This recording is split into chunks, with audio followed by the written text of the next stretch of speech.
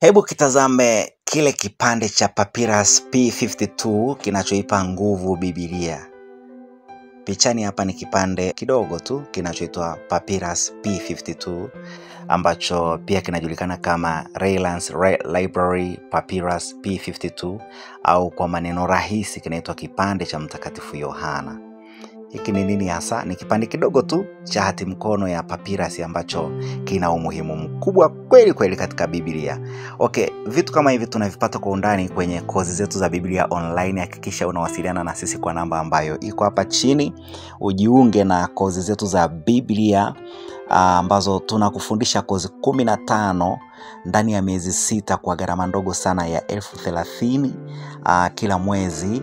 Na maelezo mengine ulionayo, maswali mengine ulionayo tutawasiliana hapo WhatsApp, lakini hakikisha kwamba haukosi kujiunga na sisi. Hakikisha unajiunga na kozi kwa sababu hatutaingilia ratiba zako, unapata kila kitu kiwa hapo ulipo kwenye simu yako.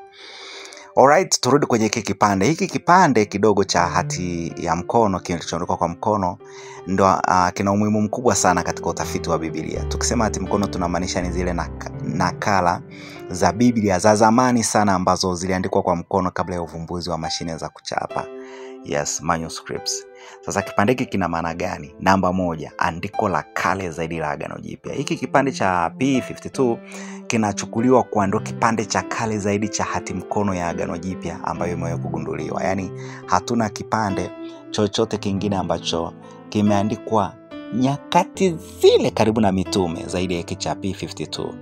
Inaaminika kwamba kiliandikwa kati ya mwaka 125 hadi 75 hapo baada ya Kristo. Unaweza kuona ni karibu kabisa na ule muda ambapo Injili ya Yohana yenyewe ilikuwa imeandikwa, ile autography yenyewe. Ugunduzi huu ulisaidia sana kuthibitisha kwamba Injili ya Yohana iliandikwa mapema zaidi kuliko vile ambavyo wataalamu wengine walivyokuwa wakifikiria hapo awali. Sasa jambo la pili kuhusiana na hiki karatasi, sehemu ya Injili ya Yohana. Kipande hiki kidogo ambacho kina ukubwa kama kadi ya benki, kina maneno yaliyoandikwa kwa Kiyunani ama tuseme kwa Kigiriki pande zote mbili.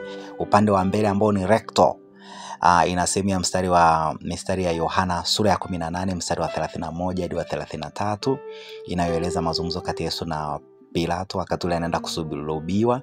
Alafu upande wa nyuma verso ina sehemu za mistari ya Yohana 18:37-38 ya mazungumzo yale yakiendelea. Lakini jambo la tatu, kikaratasi kinamaanisha nini kuhusu usambazaji wa Ukristo? Kipande hiki tukumbuke kiligunduliwa nchini Misri, mbali sana na mahali ambapo Injili ya Yohana ilikuwa imeaminika kwamba iliandikwa, kwa sababu Injili ya Yohana tunaamini iliandikwa kule Efeso, Uturuki ya leo.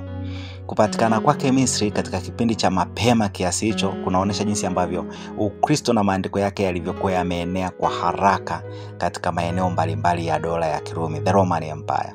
Kwa kifupi, Papyrus P52 ni uthibitisho wa kihistoria wenye thamani kubwa unaothibitisha kuwepo na uhalisi wa Injili ya Yohana katika karne ya pili.